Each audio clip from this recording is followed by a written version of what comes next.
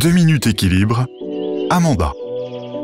Bonjour, ravie de vous retrouver sur Atypique Radio pour prendre soin de votre équilibre intérieur. Aujourd'hui, intéressons-nous à la confiance en soi. Mais qu'est-ce que c'est que cette fameuse confiance ? La confiance en soi est une perception que l'on a de soi-même d'être capable de faire quelque chose.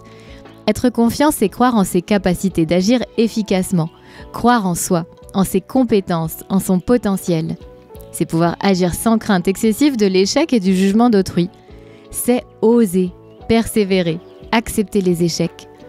On confond souvent la confiance avec l'estime de soi. Elles sont bien sûr très liées, mais l'estime concerne plutôt l'évaluation que l'on se fait de notre propre valeur. Alors en quoi la confiance est importante ?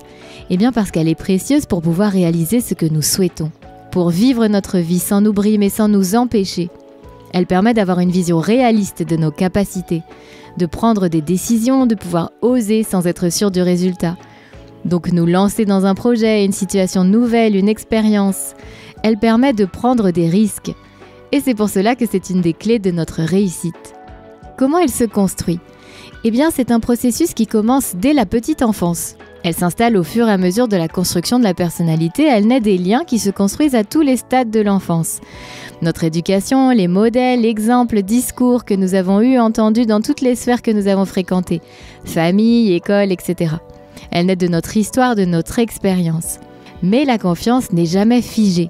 En fonction de nos expériences tout au long de notre vie, notre confiance est favorisée ou non. Comment développer sa confiance ? Pour cela, un des points clés, c'est l'action.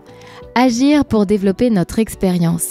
Et il est important de commencer par de tout petits pas, de nous entraîner à sortir de notre zone de confort petit à petit en commençant par ce qui nous semble le moins difficile.